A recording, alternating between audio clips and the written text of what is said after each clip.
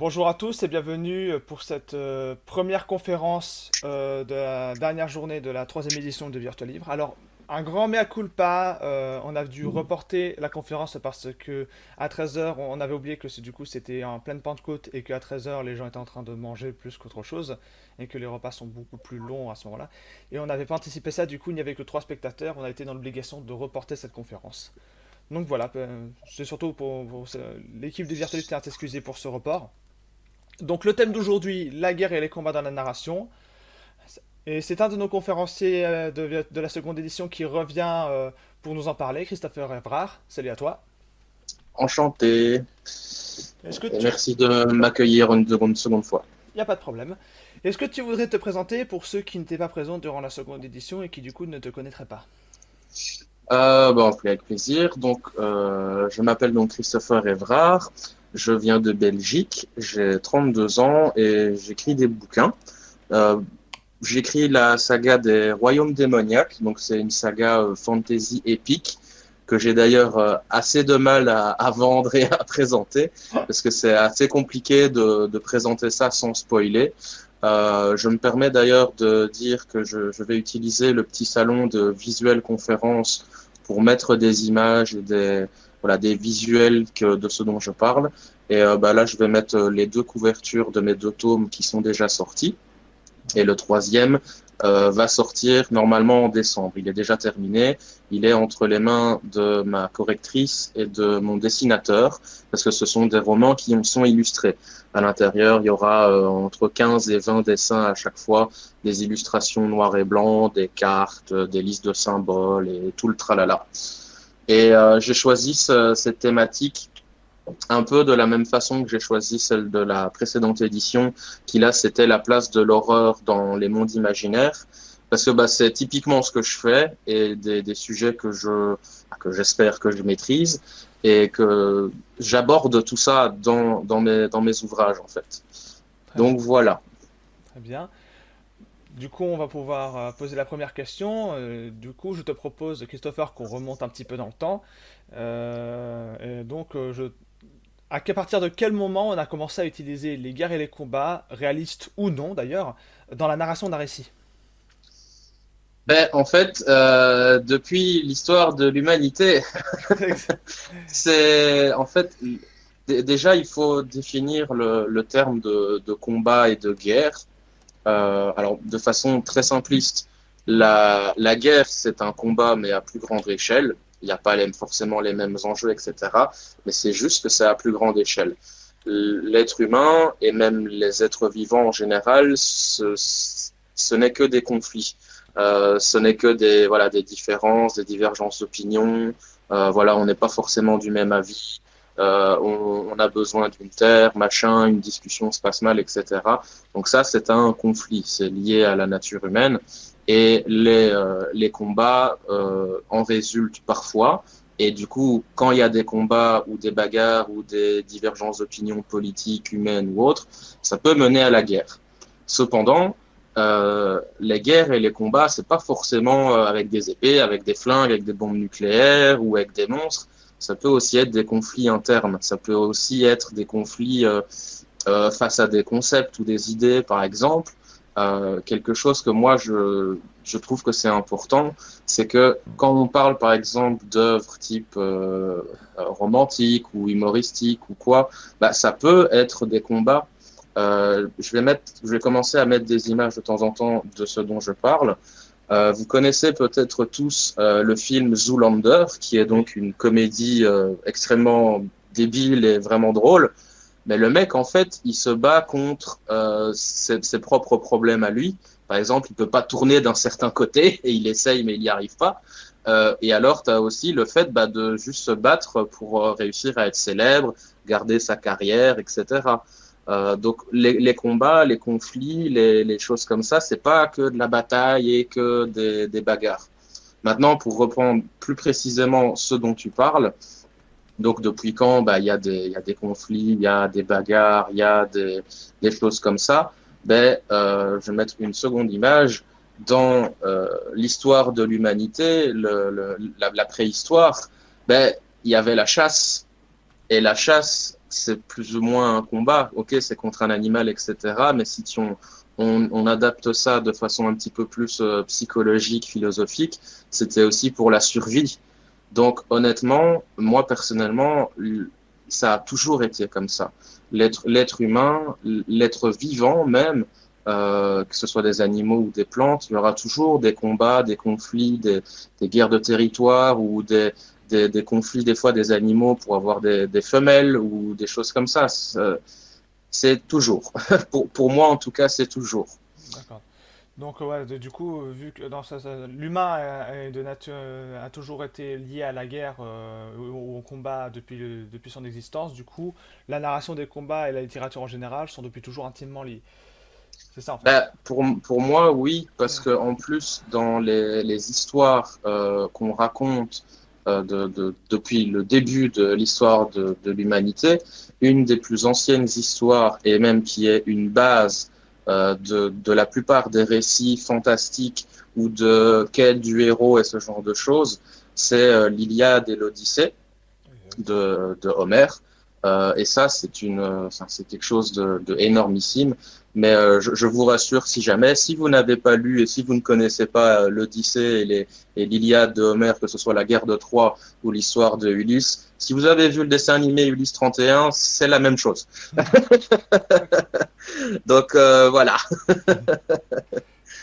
Mais bah justement, tu donnes l'exemple de l'Iliade et de l'Odyssée, sauf que en règle générale, les récits grecs font part de combats irréalistes. À partir de quand on a utilisé des combats réalistes dans la narration? Alors, qu'est-ce que tu entends par réaliste? Donc, des choses genre la Seconde Guerre mondiale, des trucs réels, des trucs historiques? Réalistes, c'est-à-dire parce que pour par exemple l'Iliade, c'est trop souvent exagéré, notamment parce que les personnages sont des demi-dieux. L'histoire du talon d'Achille, il se prend la flèche dans le talon et il meurt, ce qui est totalement Ouais. illogique. C'est des combats vraiment exagérés dans les récits de l'Iliade et de l'Odyssée, parce que ce sont des récits plus mythologiques qu'autre chose, en quelque sorte.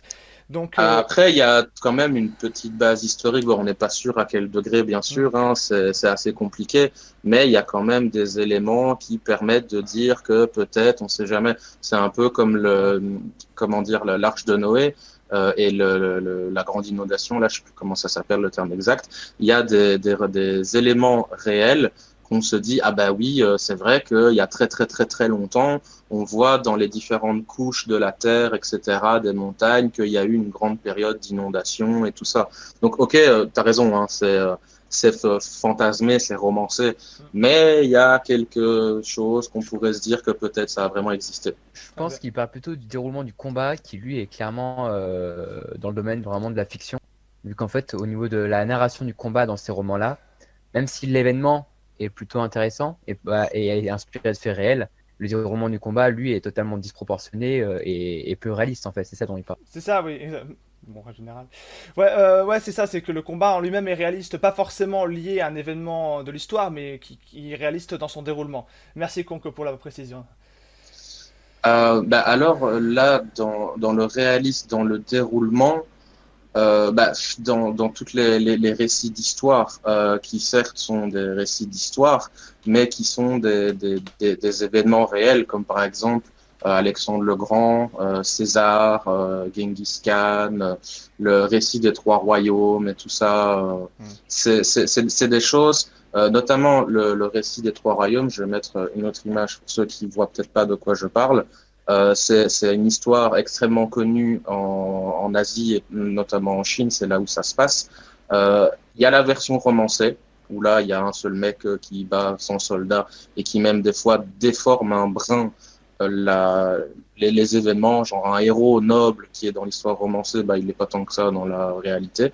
Mais ça a quand même donné lieu à un récit plus ou moins réaliste, on va dire ça comme ça. Hmm. Ce qui est difficile en fait dans les récits et les histoires pour faire un combat extrêmement réaliste, c'est que toutes les histoires vont, quand ce sont des bonnes histoires, vont avoir tendance à être un petit peu exagérées ou déformées pour faire une dramaturge en fait, tout simplement.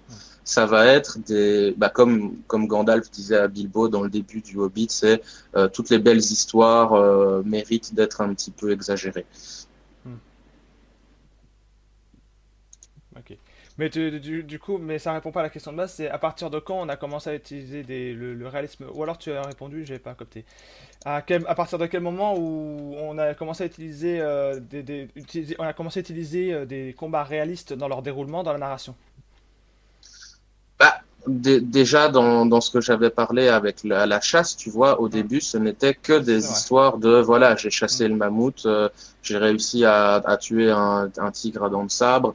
Donc honnêtement, j'ai envie de dire, depuis qu'on est capable de raconter des histoires, depuis que Hmm. l'être humain est capable de raconter des choses, par exemple l'histoire de l'Égypte ancienne, qui est un peuple qui a énormément d'histoires de guerre. J'en mets une nouvelle image pour illustrer. Il y avait déjà l'esclavage, il y avait voilà l'histoire avec les Juifs, il y avait Moïse, il y avait tout ça. Ce ne sont que des histoires pour raconter des conquêtes, pour raconter des drames, pour raconter des trahisons, pour raconter voilà les dieux demandent un sacrifice et tout ça. Donc honnêtement, c'est difficile de donner une date exacte déjà Hmm. parce que je suis pas historien, mais aussi parce que, entre guillemets, ça va de soi, quoi. Maintenant, je saurais pas dire à quel degré c'est réaliste ou pas. Comme je te disais pour la guerre de Troie, pour Homère et l'Odyssée, ou les Trois Royaumes, les histoires sont toujours embellies. L'histoire est racontée par les vainqueurs, l'histoire, c'est ce qu'on veut bien en raconter, tu vois. D'accord. Donc, c'est un peu une question où je ne pourrais pas te répondre catégoriquement, malheureusement. D'accord. Tu as déjà fourni un début de réponse. Une question auquel tu as partiellement répondu dans les précédentes questions, mais je la pose surtout pour que tu puisses un peu étayer. Pourquoi les Mhm. guerres et les combats ont été utilisés si souvent dans la littérature? Tu as répondu en partie, mais... La guerre et les combats sont utilisés dans la littérature parce que c'est un cadre extrêmement simple de, de faire des histoires. Parce que dans une guerre, ce n'est jamais juste un camp contre un autre. Chaque personnage va avoir ses intérêts, chaque personnage va avoir ses buts, ses tenants, ses aboutissants, les raisons qui vont envie de le faire. Et ça peut donner lieu à de nombreuses intrigues, à de nombreux développements de personnages, à de nombreux retournements de situation. C'est quelque chose aussi qui parle à la psyché de l'homme, et j'aurais même tendance à dire plus le côté masculin, c'est-à-dire la conquête. Un bon exemple, c'est le livre de Sun Tzu, L'art de la guerre, et mon chat fait des bêtises, chaussette, arrête. Désolé. Donc, c'est inhérent à la nature humaine d'être fasciné par tout ce qui se passe autour de la planète, de tout ce qui se passe dans l'histoire de l'humanité. Et dans toute l'histoire de l'humanité, tu as toujours eu des guerres, des conflits. Je parlais de l'Égypte, par exemple, je parlais de l'Asie. Il y a eu Genghis Khan que j'ai mentionné, il y a eu César, il y a eu Alexandre le Grand qui a conquis. Enfin, c'est assez astronomique ce qu'il a fait, ce mec. Donc, c'est c'est juste quelque chose qui intéresse l'être humain. Pourquoi on peut toujours théoriser, mais c'est quelque chose qui a toujours fasciné l'humain. Et ça, moi j'ai une théorie personnelle là-dessus, c'est que c'est aussi une question de vie, de mort et de survie. Hmm. La mort est un truc qui, depuis la nuit des temps, fascine l'être humain et qui, c'est aussi lié à sa condition de mortel que donc il va mourir. Mais la guerre et les combats vont accentuer ça, mais à un degré extrême en fait. Hmm. C'est aussi des outils, par exemple, pour des comment je pourrais appeler ça, des entraînements ou des rites de passage. Dans le film 300, notamment, il y a la fameuse scène avec le loup et le petit gamin, enfin c'est Léonidas, il me semble, qui doit aller chasser un loup et doit aller prouver sa valeur, etc. Et c'est pour faire de lui le guerrier ultime entre guillemets, selon la tradition et les croyances de ce peuple. C'est aussi juste pour développer ses capacités. Donc parce que les combats, la guerre, etc., ça aussi stimule des choses comme la force de caractère, le courage, la volonté. C'est un outil en fait de transformation de soi. D'accord. Voilà. Je sais pas si je réponds à ta question. Depuis tout à l'heure, là, j'ai l'impression que Non, non, tu je as réponds un très... peu à côté. Non, non, Ok, on t'écoute attentivement, ne t'en fais pas. Si tu avais, ok, si tu avais mal ok. répondu, je t'aurais repris. Non, mais du coup, là, c'est une question que je te pose à toi en tant qu'écrivain, et je pense que la plupart des gens viennent surtout pour cette question. Comment faire usage efficacement des combats dans un roman selon toi? Alors déjà, une chose claire, simple et précise, Oui. c'est qu'il ne faut pas abuser des combats dans un récit. Hmm. Pas forcément parce que c'est mal, mais parce qu'il faut qu'il y ait un rythme. Et alors là, bah, j'ai une œuvre que tout le monde connaît et que si ce n'est pas le cas, tout le monde doit connaître. C'est l'histoire d'un petit garçon avec une queue de singe qui part rechercher des boules magiques. Dragon Ball. Voilà. Et Dragon Ball, ce ne sont que des combats. Que Hmm. ce soit le début quand il est petit, ou quand c'est Dragon Ball Z, ou quand c'est Dragon Ball GT, ou quand c'est Dragon Ball Super, c'est le gimmick en fait de Dragon Ball. C'est les combats, c'est le tournoi d'arts martiaux, c'est l'armée du ruban rouge, c'est Freezer.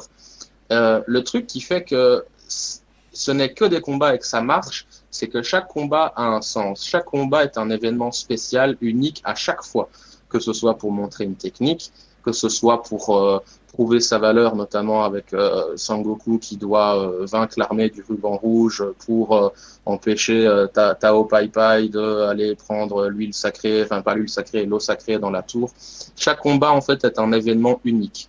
Donc moi, ce que je pourrais dire, c'est que quand on veut écrire des combats dans un récit, il faut qu'ils aient un sens, que ce soit pas juste un combat pour un combat. Enfin, en tout cas, c'est mon avis. Après, on peut faire un combat pour un combat, par exemple, pour instaurer une ambiance. Dans le début de mon livre, en fait, moi, l'une des premières scènes, bon, je spoil pas parce que c'est vraiment genre la deuxième ou troisième page, bah, c'est après un massacre, en fait. Et donc, ça donne le ton, en fait. Même si le combat se passe, entre guillemets, hors écran, ou que bah, c'est un combat, voilà, on s'en fout, même si ça permet de raconter, de présenter le personnage, il est utile. Il n'est pas là juste pour faire joli. C'est pas juste, je me balade dans la rue, toi, tu m'as mal regardé, tiens, dans ta gueule. Il faut que ça serve les personnages, l'intrigue ou l'ambiance, Hmm. pour moi. D'accord. Donc, soit mettre des combats au compte-gouttes, soit, s'il doit y avoir un peu plus de combats, qu'il y ait un objectif en background. Il faut qu'il serve l'histoire dans son ensemble. Il D'accord. faut pas que ce soit juste un événement que tu regardes, oh, c'est encore une bagarre.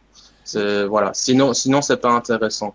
Un autre truc, par exemple, une autre série qui a fait cet usage-là, c'est bah, les Chevaliers du Zodiaque, où Oui. c'est tout le temps de la bagarre et c'est tout le temps pour protéger la fameuse, comment elle s'appelle encore, Kaori, je sais plus Saori, enfin c'est Athéna quoi.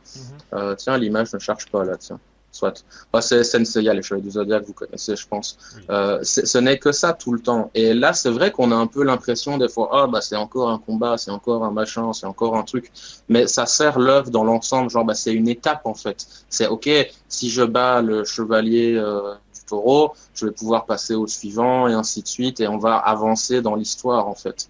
Ok. Donc vraiment, il faut, enfin ça c'est mon conseil personnellement, si vous voulez mettre des combats dans les histoires, il faut qu'ils soient utiles à l'œuvre. Après, il faut pas tomber non plus dans l'autre extrême où c'est mais c'est encore un combat super important pour sauver la vie du héros, etc. Si on fait une surenchère de trucs apocalyptiques, si on fait une surenchère de tout le temps des batailles, tout le temps des nouvelles techniques, tout le temps des machins, ça va un peu, le soufflet va retomber en fait. Il faut garder cette espèce de côté magique, intéressant, vouloir attirer le lecteur, vouloir dire va y avoir une bataille, on va encore voir un truc sympa, ou ça va être son meilleur ami qui en fait le trahit ou quoi. Enfin, il faut qu'il y ait quelque chose il faut qu'il y ait son petit grain de sel qui donne quelque chose en plus. D'accord. Bah, Mais ça, c'est ma façon de voir les choses. d'accord. Est-ce qu'il y a justement est-ce qu'il y a un contre-exemple parce que tu as parlé de Dragon Ball et de Saint Seiya où il y a beaucoup de combats mais qui servent le récit. Est-ce que tu as un contre-exemple, vraiment l'exemple de ce qu'il faut pas faire selon toi où les combats sont non seulement abondants mais desservent le récit totalement justement par son abondance et sa répétitivité. Je vais avoir un petit peu de mal parce qu'en général, quand moi ça me gave, je zappe très très vite et j'oublie. C'est surtout pour Mais illustrer le propos.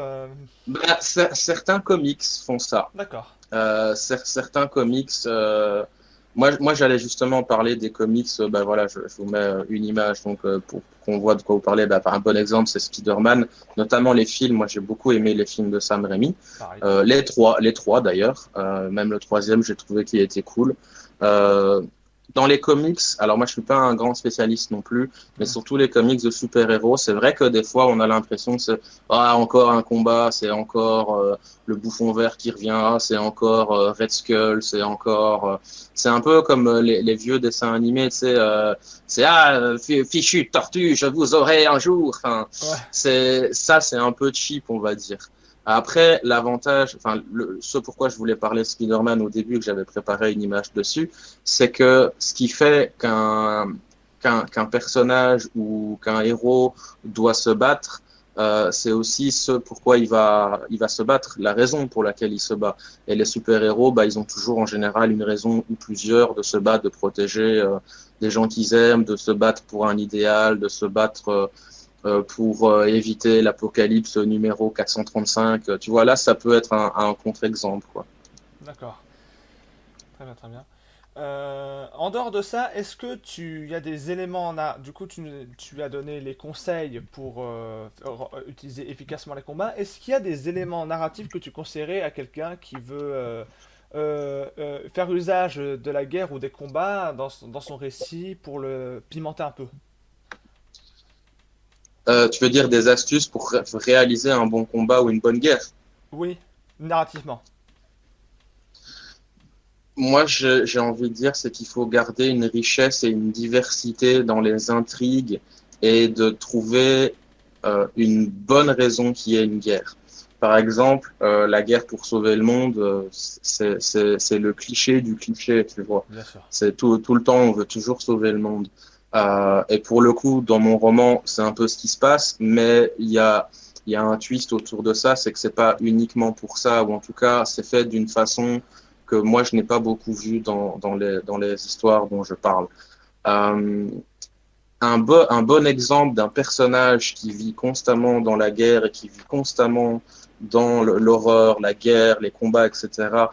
Et que si les gens ont déjà vu peut-être ma précédente conférence, bah, c'est le manga Berserk, qui est le Saint Graal.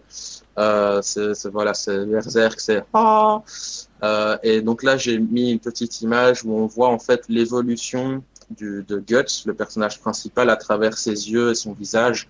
Et on voit en fait comment il se transforme, comment son regard est différent, comment.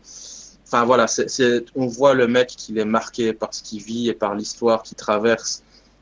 Et donc pour moi, faire une bonne guerre ou faire un bon conflit, c'est faire en sorte que chaque événement qui va se passer ne soit ni cliché, ni débile, genre qu'il n'a pas de sens, ni téléphoné depuis 25 kilomètres.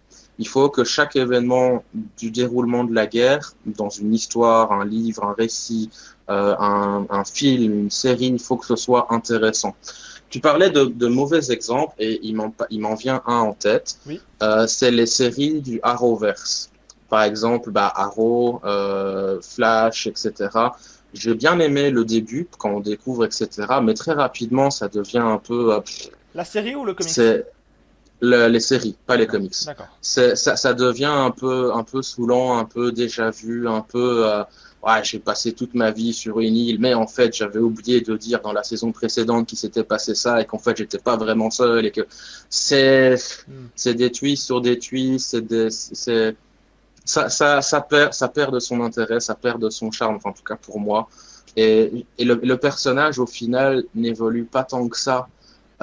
Au contraire, ou par exemple, dans les films du MCU, Tony Stark, donc Iron Man, je trouve que lui, il est extrêmement bien construit dans le sens où au début de l'histoire, c'est un connard qui vend des armes. Et au final, à la fin, voilà, on a tous vu Endgame et ce qui se passe, quoi. Donc là, c'est une bonne utilisation du gimmick, entre guillemets, de la guerre, là, du marchand d'armes, et comment le personnage va évoluer. Parce qu'au final, techniquement, il continue à en faire. Là, l'armure d'Iron Man, c'est des armes, c'est machin, mais il va le faire différemment, pas pour les mêmes raisons. Il va y avoir l'histoire de sa femme, Mademoiselle Potts.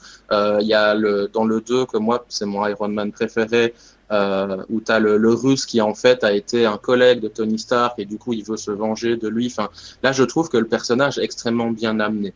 Maintenant, dans une guerre plus classique, moi je dirais que vraiment l'astuce qu'il faut garder en tête, c'est que chaque personnage ait son histoire et son but, et que ce ne soit pas juste un côté contre un autre, parce que c'est pas comme ça que ça marche. Même quand on a des conflits dans la vie, je pense que malheureusement, toutes les personnes ici ont dû connaître ça ou le vivre d'une certaine façon, de près ou de loin. T'as un pote, ça se passe plus bien avec, vous coupez les ponts, et puis sauf que lui, ce pote-là, il est pote avec un pote à toi. Et du coup, t'es un peu mal à l'aise, tu vois, t'es genre, ouais, mais voilà, tu parles encore à Robert, tu parles encore à Jean-Jacques, voilà, je suis un peu mal à l'aise. La guerre, c'est ça, c'est des conflits d'intérêts, c'est des intérêts divergents, c'est des opinions qui vont en contradiction avec celles de ton allié, ou alors des fois, au final, tu dis, mais en fait, mon ennemi, il fait la même chose que moi, il veut juste survivre et machin. Donc, il faut vraiment essayer de pimenter les choses, pimenter le récit et faire en sorte que les personnages fassent avancer l'histoire du conflit et puissent être en eux-mêmes, en dehors du conflit, des personnages intéressants en tant que tels. D'accord.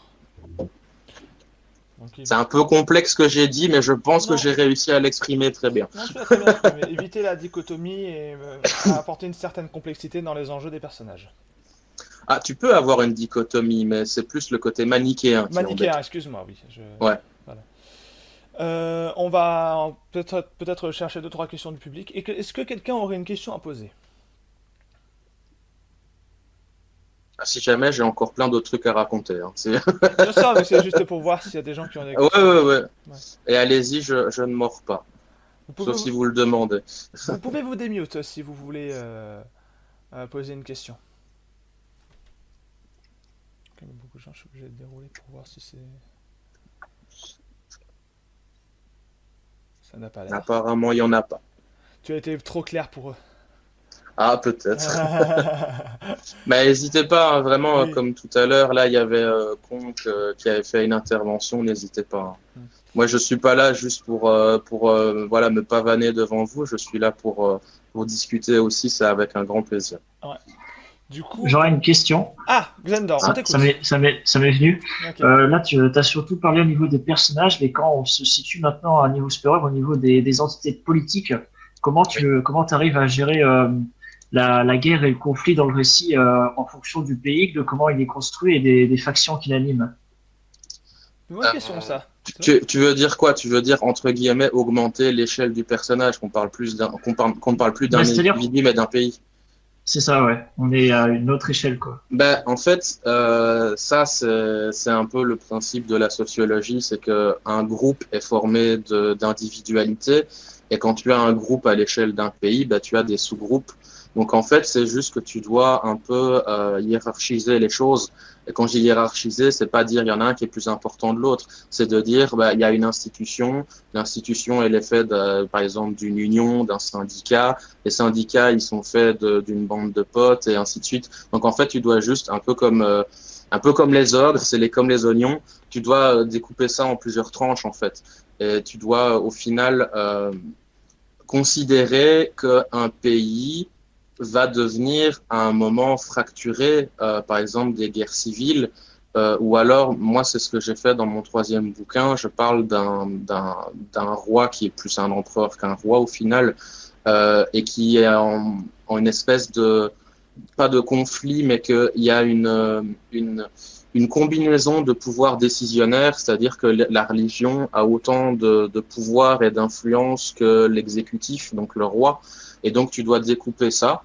Donc tu dois découper le roi, la cour du roi, le roi lui-même, sa femme, et puis dans la religion, tu dis bah là il y a le clergé, il y a le machin, il y a le petit prêtre et ainsi de suite, et considérer aussi peut-être des institutions où je sais pas moi, le petit groupe de volontaires bénévoles qui font la soupe populaire, ils disent ouais mais finalement nous on faisait ça pour l'Église, mais on n'est pas d'accord. Donc en fait c'est un bordel organisé que tu dois juste faire en sorte de rendre ça cohérent déjà pour toi mais aussi pour le lecteur. Et tu dois considérer, comme je disais tout à l'heure, c'est que chaque personnage, donc vraiment personnage, mais tu peux appliquer ça à l'échelle d'un pays aussi, mais au final, on revient toujours à l'individu, parce que, enfin, tu peux faire qu'une faction en elle-même soit un personnage, mais à un moment donné, tu es obligé de fractionner ça, tu vois. Et donc, chaque personnage ou entité aura son intérêt. Un bon exemple, c'est la Seconde Guerre mondiale. C'est déjà la relation qu'avait l'Allemagne avec le Japon et puis la Chine et puis la Russie, pas la Chine, le Japon et puis l'Italie. Et tu peux aussi, par exemple, faire des histoires annexes. Attends, je trouve une image que j'avais prévue le coup, j'ai quand même bien bossé mon machin.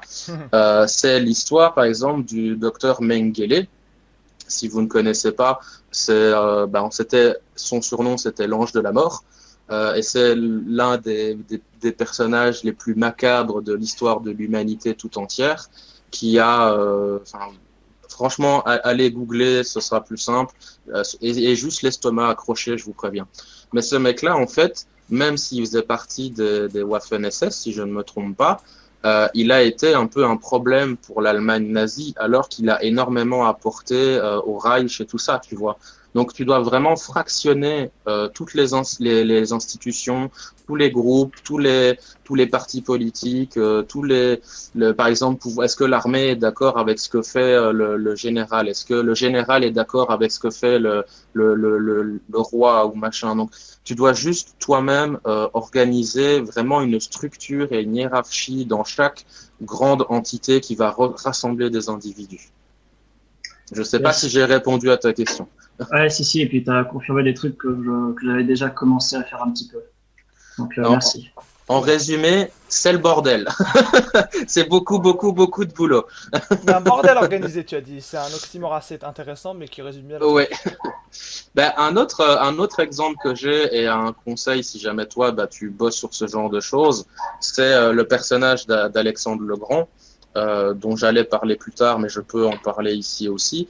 C'est que tu auras toujours des conflits dans un empire. J'aurais pu prendre l'Empire romain aussi. Tu auras toujours des conflits politiques, tu auras toujours des conflits idéologiques, tu auras toujours des conflits de chaque corps armé, par exemple. Ouais, l'infanterie, elle est pas très fan de comment la cavalerie les prenne de haut et machin, et puis au final, c'est quand même l'infanterie qui s'en prend plus dans la gueule, et la cavalerie, c'est que des gosses de riches. Enfin, l'histoire d'Alexandre le Grand est assez fascinante là-dessus, de comment justement il a réussi ses conquêtes. Dans ses conquêtes, il a intégré toutes les populations dans son armée et son empire. Et au final, ça s'est retourné contre lui parce que les Macédoniens, ils étaient là, ouais, mais en fait, tu préfères les étrangers à nous. Et donc, c'est un très bon exemple. Et puis, César, j'en parle pas, ça, tout le monde connaît. Quoi. On soupçonnait qu'il était mort empoisonné d'ailleurs, Alexandre. Alexandre le Grand. Ouais. J'en sais rien, j'avoue. J'ai pas regardé à ce point-là. Mais par contre, je peux vous conseiller d'aller voir le film Alexandre le Grand de Oliver Stone, que moi j'ai énormément aimé.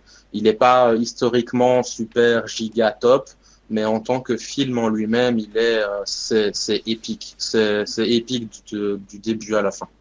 Très bien.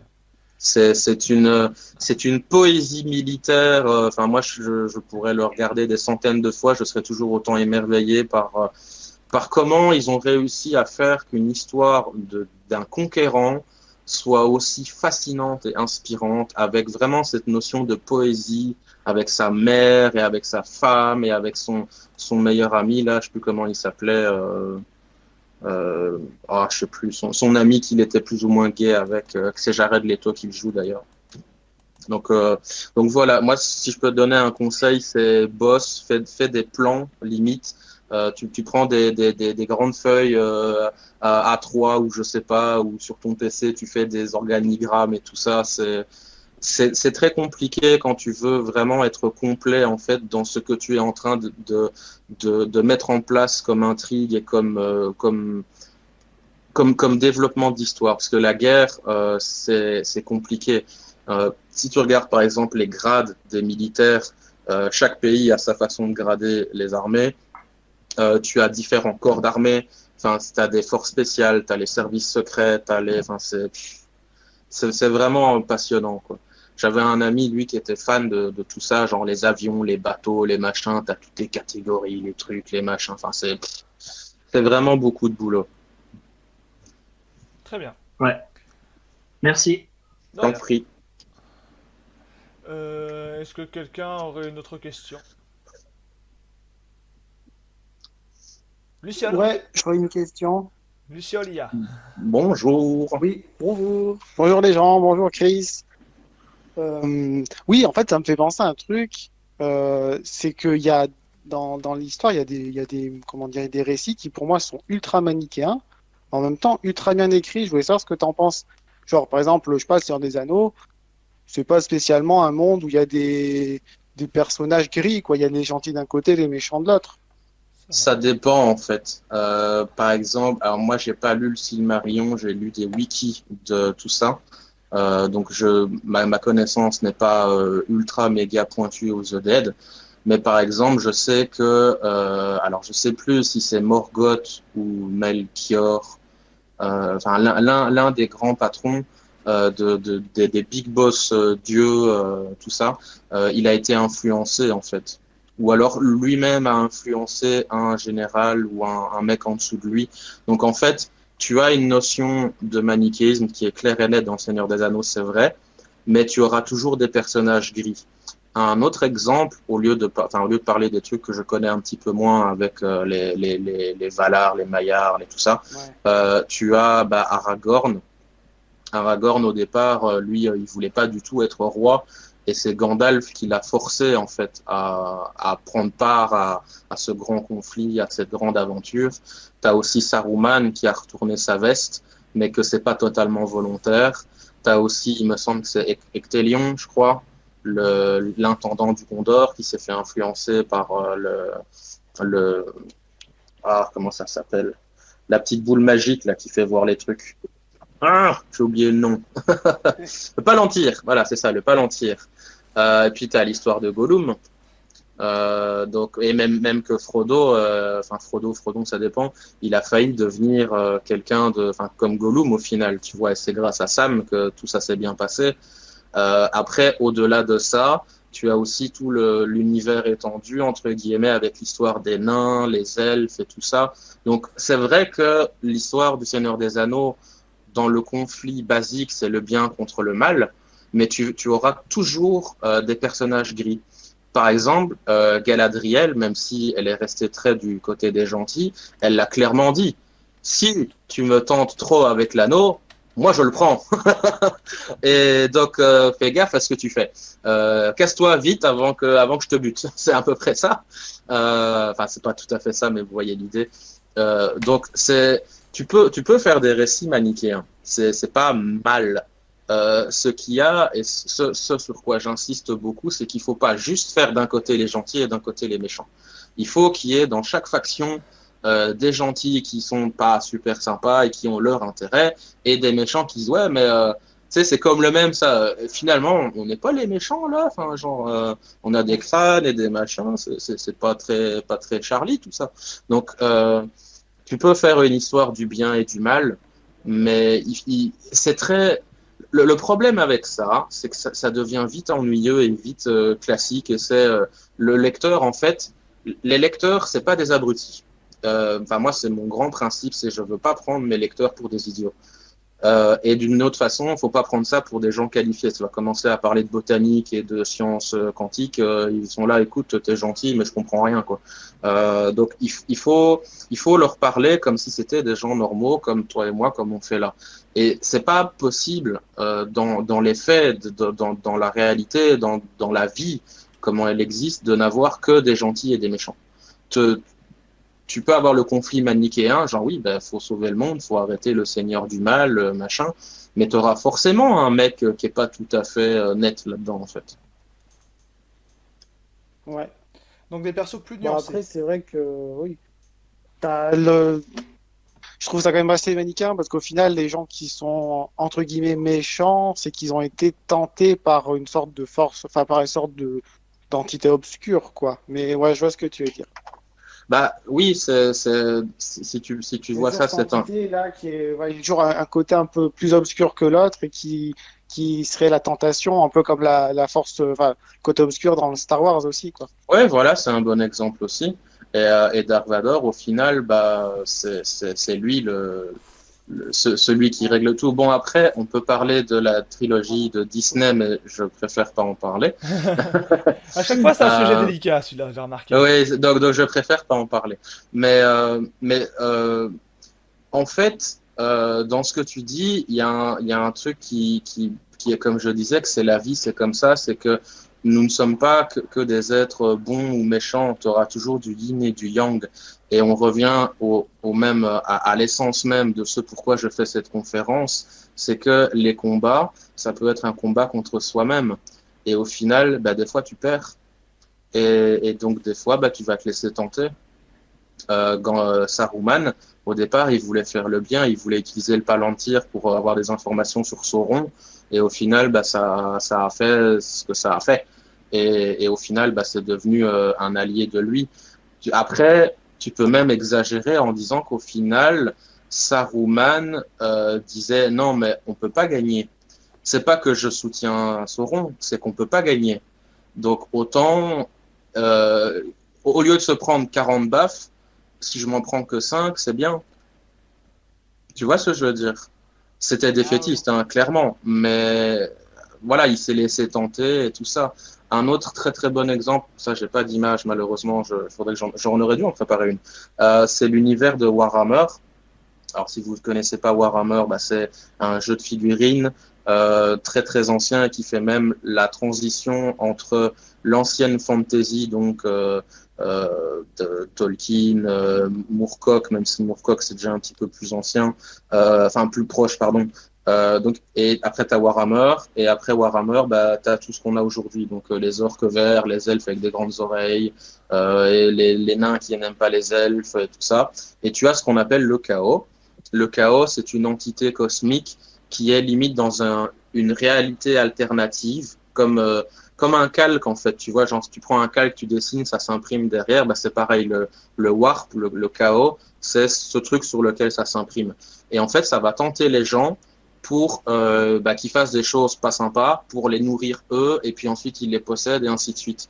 Donc en fait, le personnage qui va se laisser tenter, bah, c'est une défaite contre une entité euh, qui, elle, au final, ne veut que survivre.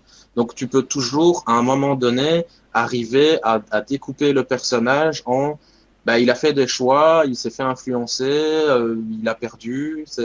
Tu, même dans un conflit manichéen, je me répète, désolé, tu auras toujours des notions de gris à un moment ou à un autre.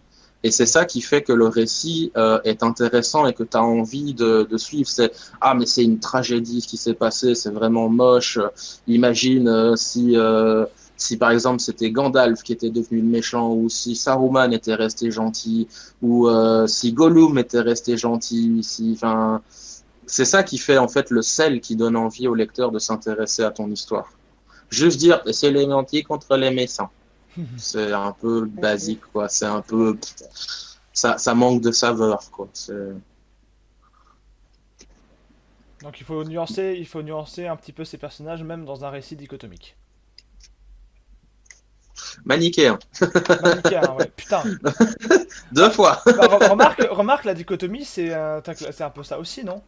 Oui, oui, oui, bien C'est un camp sûr. contre l'autre, donc au final, l'explication, le résumé se tient. Oui, oui, oui. Mais c'est la philosophie, c'est le côté psychologie des choses. Et c'est un truc dont je voulais parler, c'est que les combats et les guerres, c'est des symboles psychologiques et philosophiques énormes. C'est en fait un moyen de faire évoluer tes personnages, de montrer des choses, d'aborder des thèmes. Par exemple, prenons la torture. qu'est-ce qui se passe si c'est les gentils qui torturent? Parce qu'au final, ils peuvent le faire. C'est un choix qui fait qu'ils ne le font pas. Mais s'ils le font, ils peuvent aussi obtenir des informations. Mais au final, s'ils le font pas, ils deviennent comme les méchants. Donc au final, qui est les méchants? Enfin, tu vois, tu peux vraiment jouer avec ça. Bien sûr. Et ça, moi, c'est quelque chose qui m'attire énormément. Un autre truc aussi, c'est que la guerre et les combats, je sais pas aborder ça, mais ça peut juste être un décor. Ça peut juste être, voilà, c'est une histoire, ça se passe dans une guerre. Un bon exemple, ça a été par exemple Anne Frank. Ou alors, très récemment, il y a eu Jojo Rabbit. Ou alors, par exemple, l'histoire du docteur Mengele. Voilà, c'est l'histoire d'un scientifique pendant la guerre. Et il y a aussi les films Un long dimanche de fiançailles qui se déroulent durant la Première Guerre mondiale. Ouais. Et un autre truc qui est un énorme classique, c'est L'île au trésor. Donc le légendaire livre L'île au trésor, qui a été adapté en film, enfin en téléfilm, qui commence déjà à dater aussi avec Batman, s'il vous plaît, Christian Bale quand il était jeune, et que c'est un excellent téléfilm aussi. Bon, c'est pas vraiment guerre, machin, etc.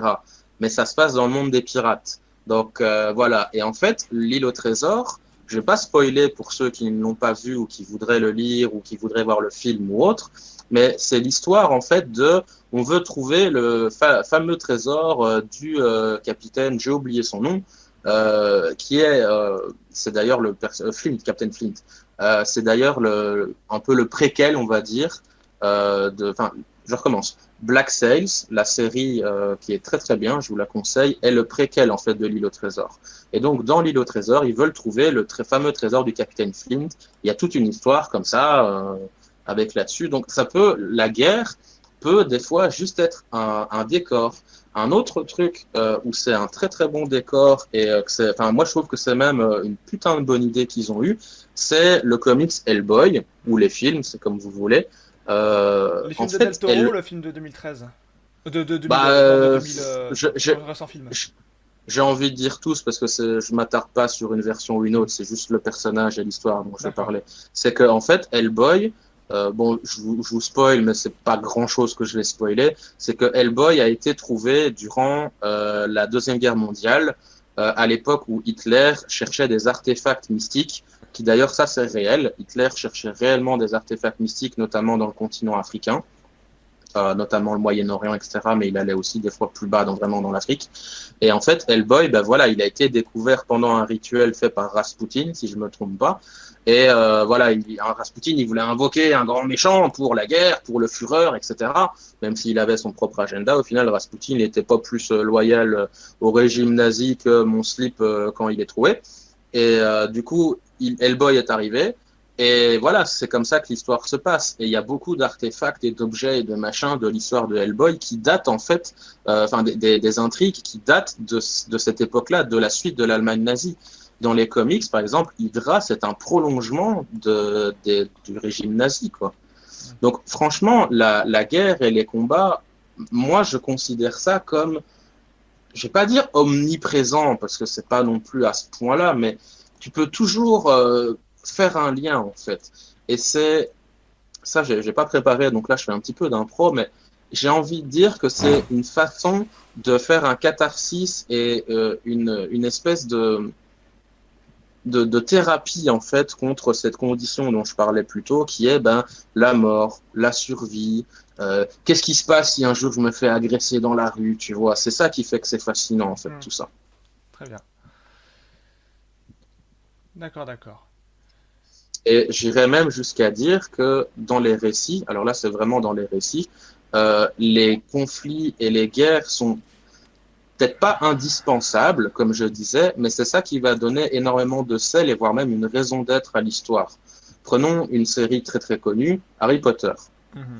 Qu'est-ce qui se passerait dans l'histoire, la longue histoire et l'univers étendu d'Harry Potter s'il n'y avait pas Voldemort?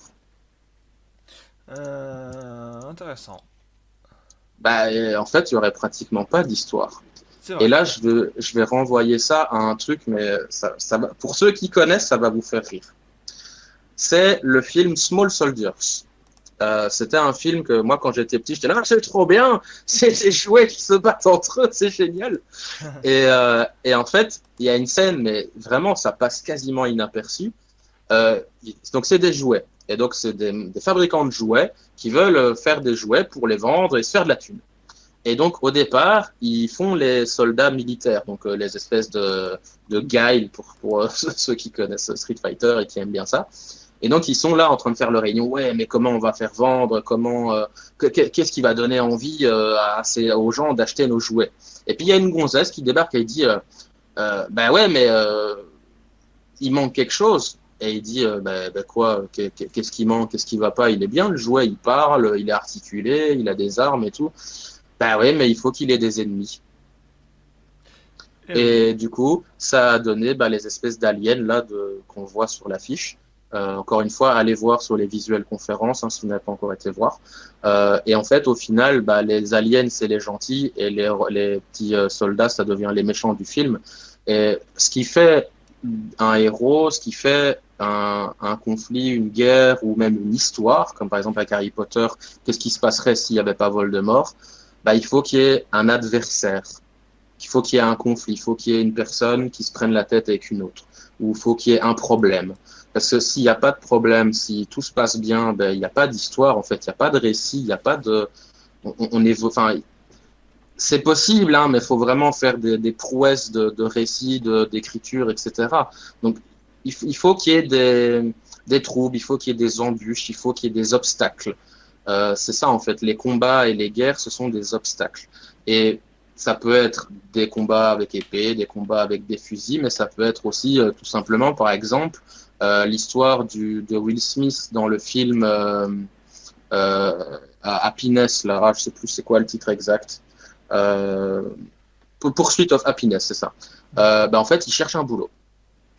Et donc, c'est un mec qui a plus de thunes, qui a plus rien, que sa femme l'a largué, donc il a son gamin, et il essaie de trouver un boulot. Donc, que ce soit d'avoir un boulot, que ce soit réussir une compétition sportive, que ce soit rester en vie, que ce soit réussir à avoir un diplôme, les combats, les guerres, les machins, tout ça, c'est faire avancer l'histoire, développer des intrigues, faire évoluer les personnages, réussir à se surpasser, à faire passer des valeurs et réussir à évoluer, parce que la vie, ce n'est que de l'évolution. Je ne vais pas dans le territoire de Darwin, c'est juste que on ne reste, même si moi je pense qu'on ne change jamais, on va toujours évoluer, on va toujours mûrir, on va toujours apprendre des choses, on va toujours avoir des nouvelles problématiques.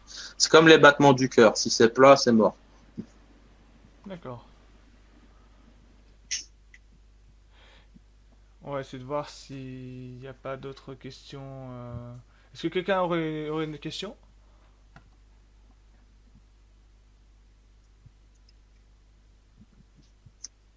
N'hésitez pas. N'ayez pas peur, il y en a qui ont posé des questions et il leur est rien arrivé.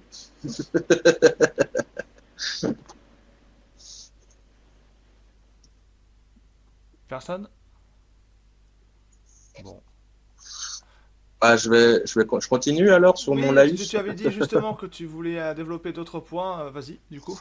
Ah oui, sur le truc en fait de l'inconscient collectif de la guerre, des conflits, d'où ça vient, comment, pourquoi.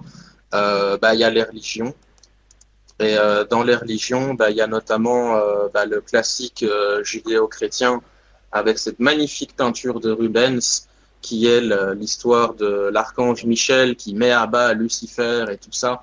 Je connais un petit peu moins l'islam et le judaïsme, mais dans les histoires des religions, que ce soit les trucs judéo-chrétiens ou alors par exemple aussi, il y a l'histoire des Vikings avec le classique Ragnarok. Ce ne sont que des conflits tout le temps. Je pense sincèrement, je me répète un peu, désolé, mais je pense sincèrement que les conflits et les guerres sont vraiment une façon d'exorciser des peurs, en fait. Alors, je critique pas les croyants s'il y en a parmi vous, c'est pas du tout ça. C'est pour dire que ce sont des symboles, comme par exemple Les gens qui ont peur du noir, ça peut être l'inconnu, ça peut être machin. Ça, c'est un truc que je parlais avec Elfidil dans la précédente conférence sur l'horreur, que la plus grande peur de l'humanité, je recommence. La plus forte émotion de l'humanité, c'est la peur, et la plus grande peur de l'humanité, c'est l'inconnu. Donc, par exemple, la peur du noir quand on est gamin. Et ici, dans l'histoire des conflits, des bagarres et compagnie, vaincre le mal, essayer de se protéger, essayer de survivre, essayer de vaincre l'adversité, de prouver sa valeur, comme notamment Thor avec le loup et avec le dragon, là je sais plus comment il s'appelle, Fenrir ou Fenris et Jormungand, je sais plus quoi. Ce sont des outils qui fonctionnent depuis la nuit des temps. Ça a toujours été comme ça et je pense honnêtement que ça ne changera jamais. Et du coup, on peut aussi parler de l'opposé, c'est la paix, avec notamment la fameuse citation « Si juste pacem parabellum », qui veut dire « Qui veut la paix prépare la guerre ». La paix est un idéal et souvent, quand on se bat contre le méchant cosmique intergalactique qui veut détruire la planète ou l'univers, etc., c'est pour la paix, c'est pour réussir à continuer à survivre, etc. Mais, et ça c'est la question que moi j'aborde notamment dans mon livre, enfin dans mes livres, parce que c'est une longue saga que je vais écrire, qu'est-ce que ça veut dire réellement la paix? Et est-elle réellement accessible?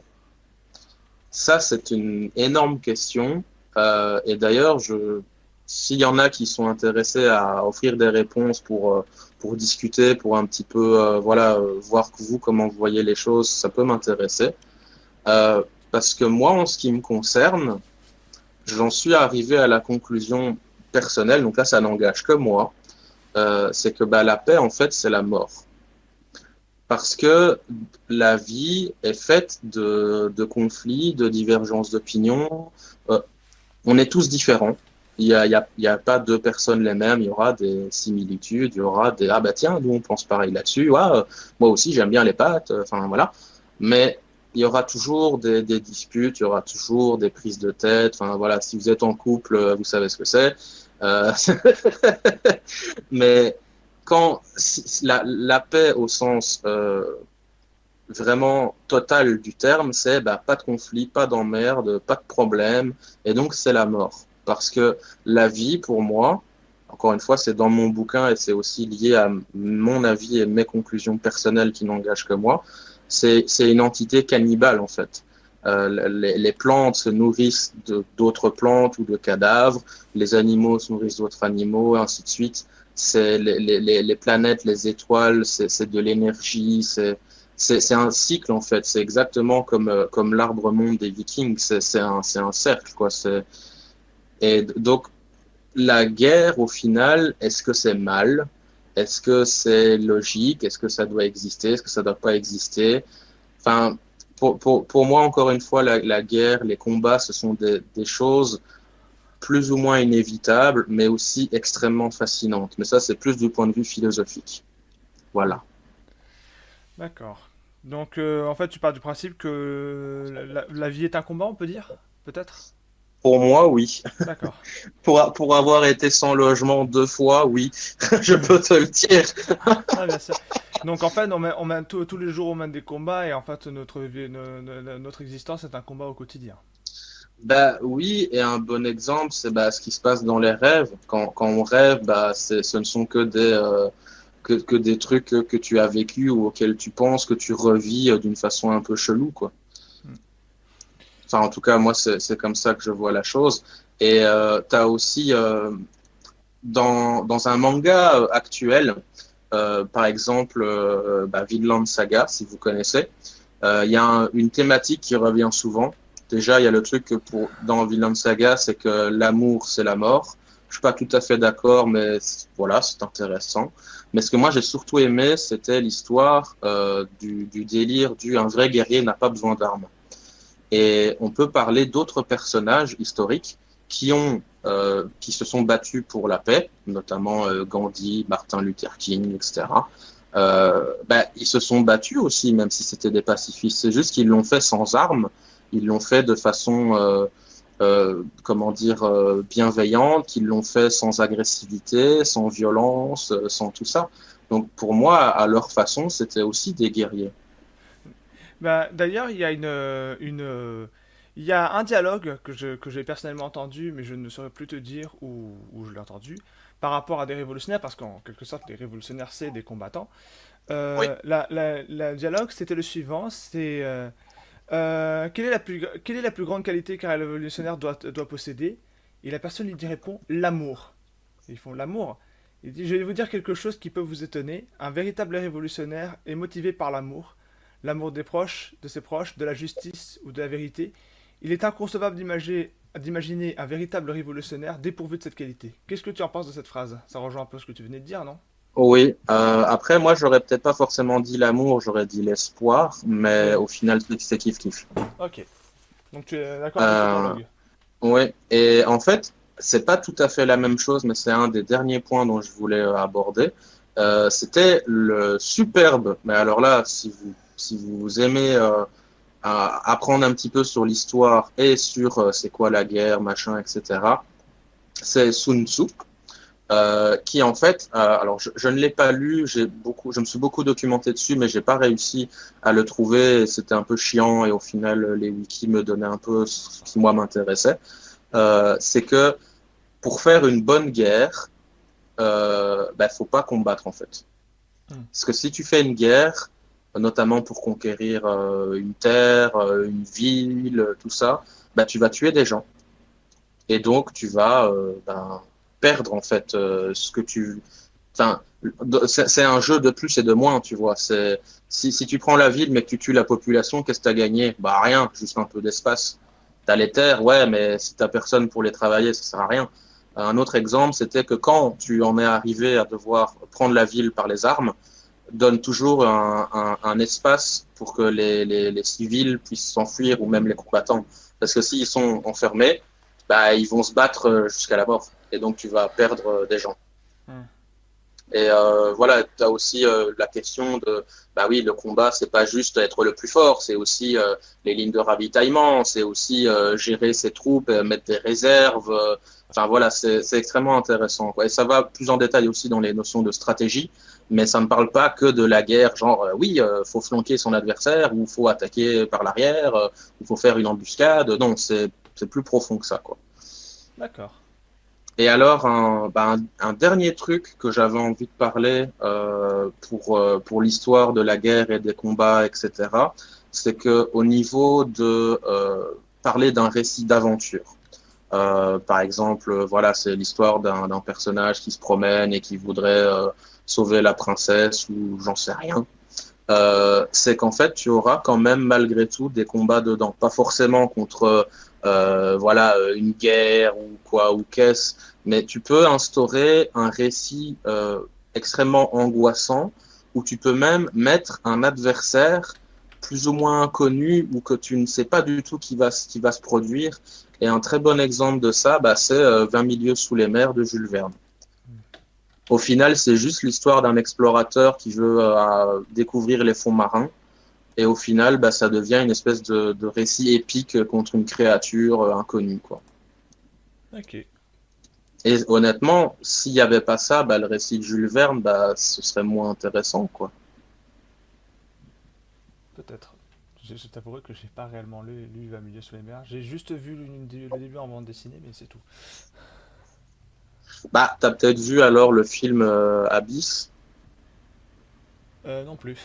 ou le film Sphère, c'est un peu le même genre, enfin pas tout à fait, mais le principe est le même, c'est que c'est une exploration au départ. Après, ouais, après des films d'exploration, oui, j'en ai vu quelques-uns, oui. Très peu, mais j'en ai vu. Et moi-même, je suis en train de me battre contre le cancer en continuant à fumer.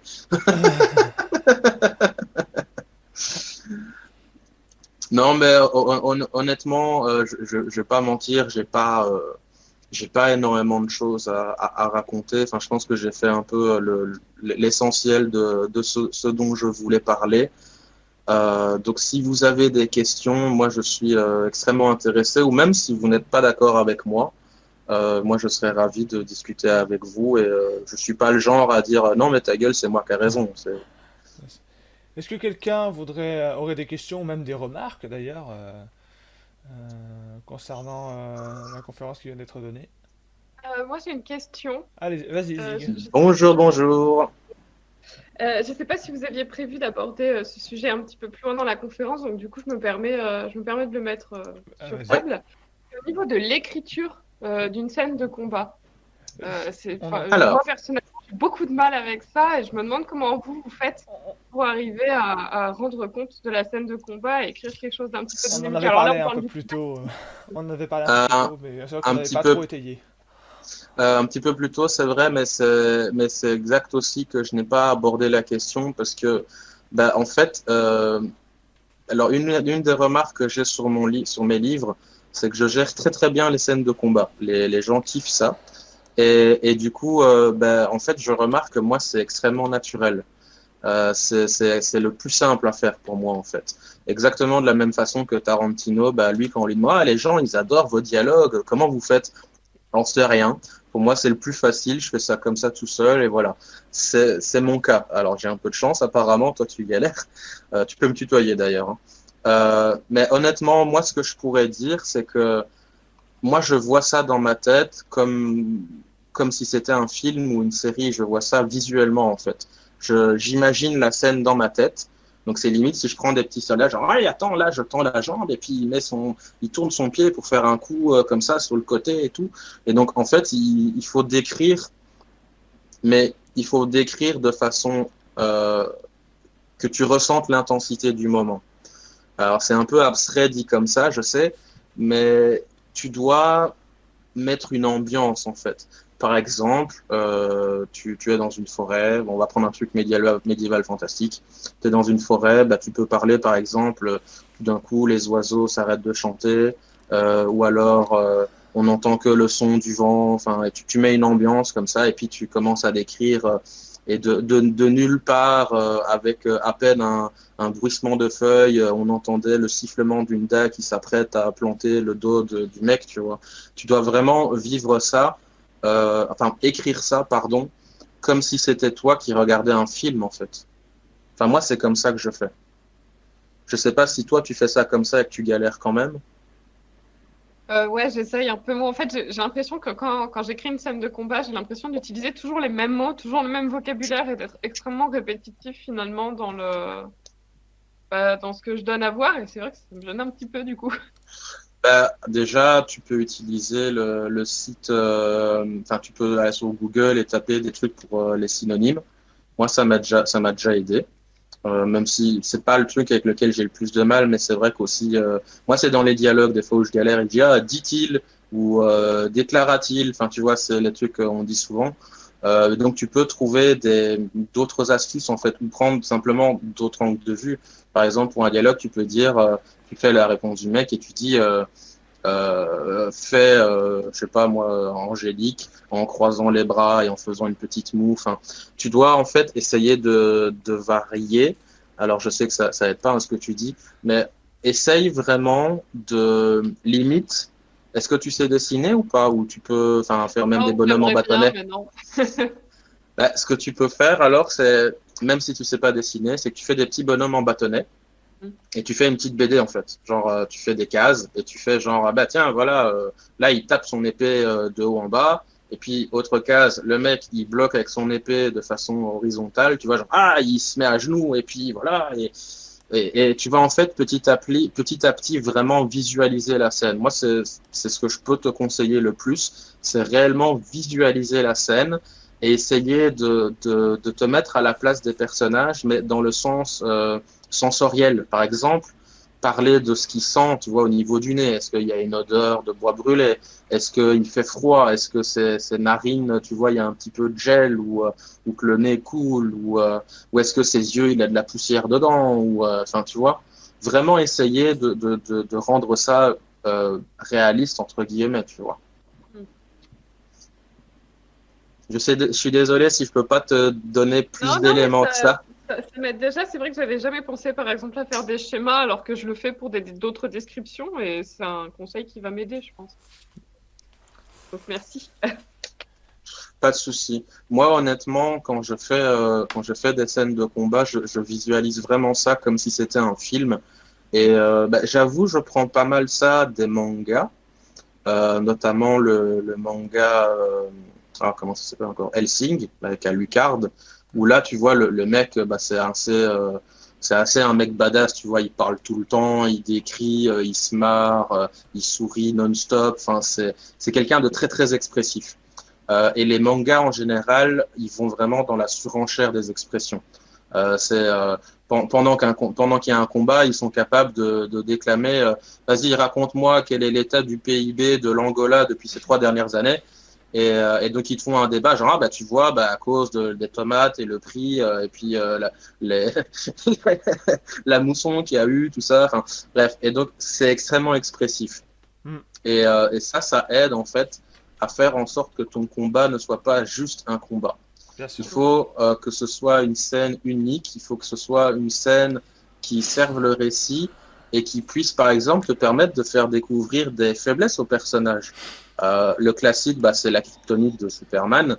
Tu pourrais faire, par exemple, ah ouais, mais mon personnage, il a eu une blessure à l'œil et du coup, il a un angle mort du côté droit ou des choses comme ça. Enfin, c'est un combat, en fait, c'est limite une histoire en elle-même. D'accord. Donc voilà, j'espère vraiment que j'ai pu t'aider. Oui, oui, beaucoup. Merci beaucoup. Je t'en prie. Est-ce que quelqu'un aurait d'autres questions à poser? On en profite, il nous reste une vingtaine de minutes. Bon, c'est beaucoup, mais... Ouais, j'avoue, j'ai été très rapide. J'ai pas arrêté de causer non-stop. Zendor, tu as quelque chose à dire?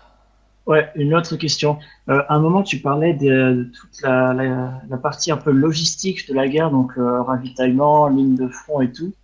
Comment on peut gérer ça dans un récit, surtout quand c'est un conflit qui s'étend sur plusieurs générations? Déjà, tu peux regarder la guerre de 100 ans. Par Déjà. exemple. Sinon, toute l'histoire avec Jérusalem, par exemple, aussi. Il y a des films là-dessus qui parlent de ça, notamment Kingdom of Heaven, qui est assez chouette.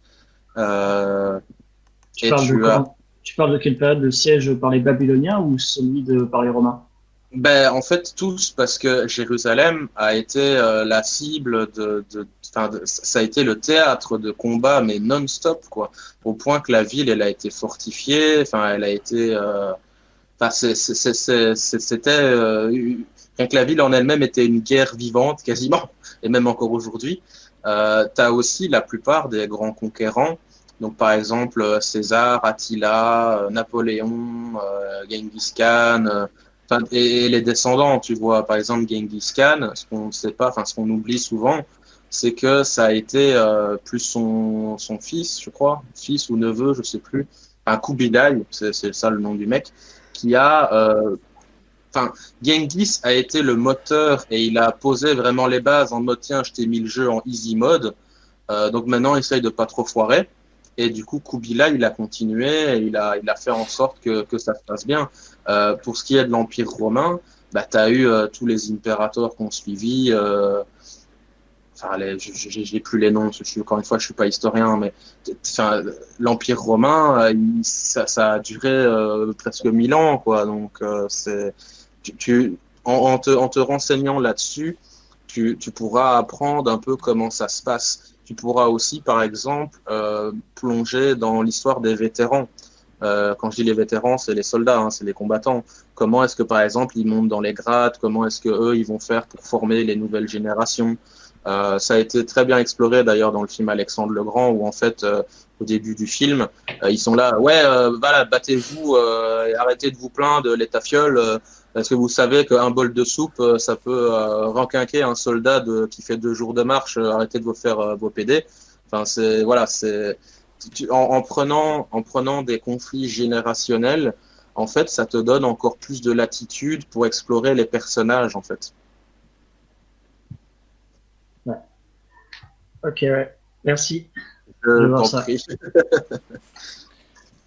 Et tu peux notamment, dans les œuvres actuelles, je parlais de Vinland Saga, par exemple, c'est l'histoire des Vikings, le roi du Danemark, etc.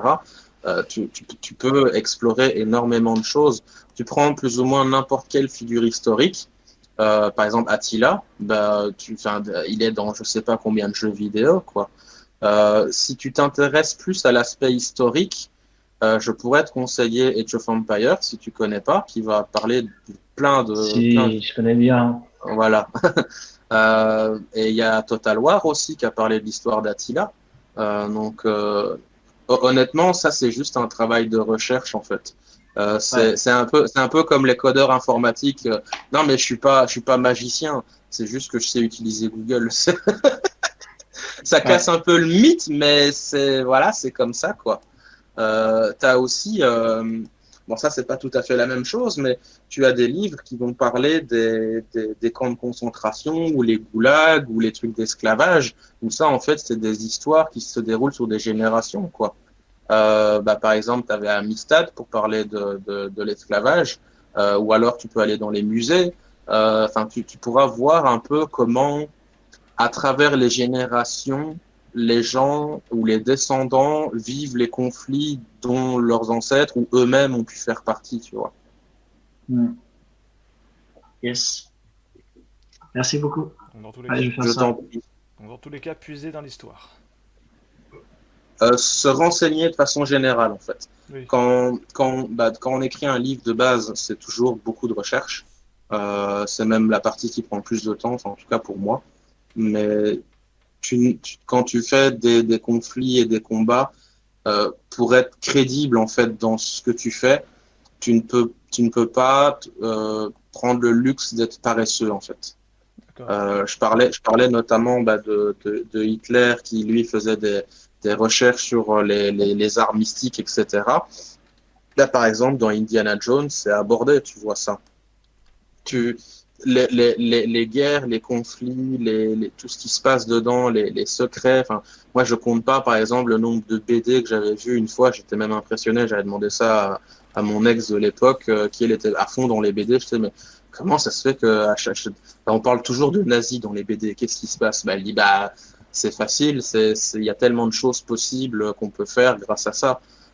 Et un autre exemple qui lui est dans les comics, c'est l'espèce de refonte du mythe de Superman. Qu'est-ce qui se serait passé? Comment serait Superman s'il était arrivé en Corée du Nord, par exemple? C'est assez intéressant quoi, de voir à quel point les grands empires ou les grandes conquêtes et les cultures, l'histoire de l'humanité et des guerres qui se sont produites ont pu à ce point marquer le futur.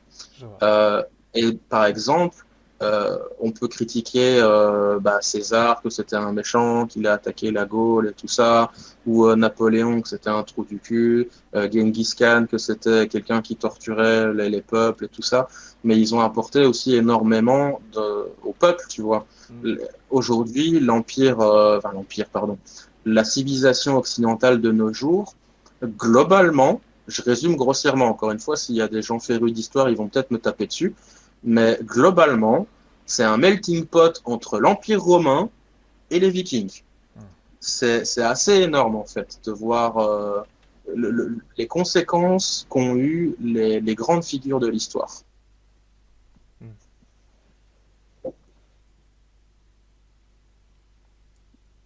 Est-ce que quelqu'un d'autre aurait une autre question? Lucas, tu viens d'arriver, je suis sûr que tu as des questions. Alors, j'aurais des questions, mais je ne sais pas si on y a des... Tente quand même. Zut, voilà, j'écoute religieusement. D'accord.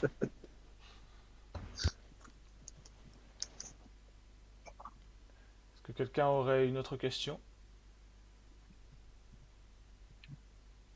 Je vais faire comme à l'école, ça continue, je vais en prendre un au hasard.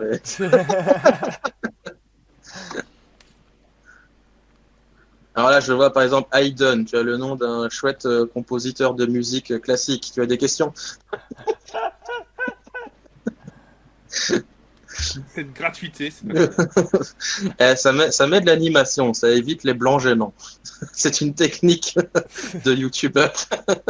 C'est ça. pauvre Aiden. Non, mais du coup, je pense pas. Apparemment, il n'y a pas d'autres questions. Encore une fois, si vous en avez, n'hésitez pas. Franchement, je mords pas et vous n'allez pas mourir de honte, rassurez-vous. Moi, je flippe beaucoup plus que vous. Soyez-en sûrs. Oui, mais tu sais, Chris, parfois, c'est juste que les gens ont juste trouvé ça intéressant et qu'ils n'ont pas d'autres questions et qu'ils écoutent religieusement. Oui. N'oublie pas ça aussi. Non, je suis comme Taiki. Je pense que je fais de la merde. Quelqu'un pour le contredire, s'il vous plaît? Non, non mais j'ai pas dit ça. Je sais, je troll. Je troll. Bon. Non, mais Ah, Bonjour. Ah, Isabelle, bonjour. tu as une question, Isabelle? Non, non, mais je voulais le contredire en disant qu'ils faisaient de la merde, c'est pas vrai? Ah, Merci, Lisa, c'est gentil. euh, Non, mais j'allais conclure parce que il reste pas longtemps de toute façon. ouais, du coup, justement, s'il n'y a pas d'autres questions, on va conclure. Est-ce que toi, tu aurais un petit mot pour la fin, du coup? Je vais me permettre pendant 5 petites minutes à peine de faire la pub pour mon bouquin, Bien sûr. quand même, si les gens ont trouvé ça intéressant et j'espère que c'est le cas. Donc, je vous renvoie aux illustrations que j'ai envoyées plus haut dans le truc des visuels. Sinon, il y a le chat textuel tout en haut, le truc des indépendants numéro 2, où là, voilà, je présente un petit peu vite fait mon bouquin. D'ailleurs, je vais prendre le conseil d'une gonzesse qui m'avait dit lis la 4e de couverture, c'est beaucoup plus vendeur que tout ce que tu pourras dire. Non, mais globalement, donc ouais, moi, mon roman, enfin mes romans, parce que donc c'est une saga, c'est donc les Royaumes démoniaques, donc c'est de la dark fantasy. Et on se base plus sur l'univers, par exemple, du sorceleur ou du manga Berserk, parce que c'est un truc un petit peu plus sombre, un petit peu plus dark, avec des thèmes assez matures, avec de la philosophie, de la réflexion sur la valeur des valeurs, ou alors qu'est-ce que c'est la paix, le courage, qu'est-ce que c'est la fraternité, comment est-ce qu'on se lie aux gens. Donc il y a vraiment une notion de réflexion assez forte. Pour le reste, c'est difficile d'en parler parce que sinon je spoil des moments d'intrigue et donc je ne le fais pas trop. Mais ce que je peux dire, c'est que c'est donc une saga épique qui va se passer en plusieurs tomes. Normalement, ce sera entre 6 et 9 tomes pour cette saga-là. Mais à part la suite, même quand j'aurai terminé, je vais continuer à écrire parce que je ferai cet univers-là toute ma vie non-stop. Je ne compte pas faire d'autres choses, écrire d'autres types d'histoires. Je ne vais pas me mettre à faire des policiers ou autre. Ça va rester mon univers à moi tout seul. Et donc, je publie un livre par an en moyenne. Les 2 premiers sont sortis, le 3e devrait sortir en décembre. Et voilà, si vous aimez tout ce qui est les choses un petit peu plus matures, avec des scènes des fois un petit peu difficiles, un petit peu dark, des combats épiques, de la magie, des monstres, tout ça. Et pas mal pas d'horreur, mais voilà, des trucs avec des démons, des trucs avec des rituels, des trucs avec des épées qui tranchent des têtes, etc. On est plus là-dedans. Et donc, pour conclure, je vais vous lire la 4e de couverture de mon roman. Je sais que je reste très vague parce que j'estime sincèrement que mon œuvre, c'est quelque chose qu'il faut découvrir. C'est quelque chose qu'il faut parcourir par soi-même et essayer petit à petit de dire « Ah, ok, ça, si, ça, c'est… » Enfin, moi, en tout cas, je trouve que c'est une œuvre comme ça. Donc, je lis la 4e de couverture et puis je vais vous libérer. Très bien. Mes erreurs sont tout ce qu'il me reste. C'est une citation de Siwen, le personnage qu'on suit le plus dans le 1er tome. L'horreur et la violence côtoient la féerie et la beauté. La magie et les combats forgent la réalité au jour le jour. Tandis que les légendes et mythes résonnent dans l'inconscient collectif comme des promesses d'un jour meilleur, telle la mystique roche des âges que Siwen, un mage de foudre, recherche désespérément. Dans une existence où le macabre est un lot quotidien, quel est le sens de la vie? Quelle signification donner à des concepts comme l'amour, la haine ou la guerre et la paix? Comment les définir et les dépasser? Tant d'éternelles énigmes qui se posent à chaque instant depuis la nuit des temps. Les réponses apparaissent toujours dans le noir, telles des lucioles fuyantes. Très bien. Voici. Très bien. Et bien, c'est sur ces mots, du coup, que nous allons conclure cette conférence. Merci à tous d'avoir assisté. Merci à toi, Christopher, d'être revenu. Oui. C'est toujours aussi bien de t'écouter. Pour les autres, je vous invite à la prochaine conférence donc sur le Kalevala et la mythologie finnoise dans la littérature avec Monia Sommer, autrice SEMA. Pour ceux qui ont envie de voir les lives, actuellement il y a les interviews de Z sur le Twitch de Virtua Libre. Et pour les autres, je vous invite à vous diriger sur les autres stands et je vous dis à bientôt ou tout simplement bonne fin du Salon du Livre. Et merci encore 1000 fois à vous d'être venus. C'était super sympa d'avoir une petite vingtaine de personnes qui m'écoutaient. C'était flippant, mais c'est toujours agréable quand même. Et merci à Virtua Live, Lucas et tout ça de m'avoir permis de me donner un petit podium pour raconter mes conneries. Ça marche. Et merci à mon équipe sans qui je serais complètement paumé. Alors, si tu n'as rien à ajouter, Chris, je vais me permettre de dire une chose avant que tu nous closes la conférence Taiki. Ouais. Donc, merci à tous d'être là. Je vous rappelle que les stands tournent toujours, donc n'hésitez pas à les visiter